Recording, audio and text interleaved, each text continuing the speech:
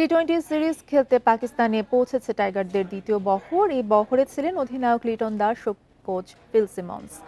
রোববার প্রথম দফায় এসেছিলেন ক্রিকেটার ও সাপোর্ট স্টাফদের 10 সদস্য। আরব আমিরাতের বিপক্ষে সিরিজ শেষে সেখানেই অবস্থান করেছিল বাংলাদেশ দল। 25 ও 26 মে দুই দফায় পুরো দল ও কোচিং স্টাফরা পাকিস্তানে পৌঁছায়।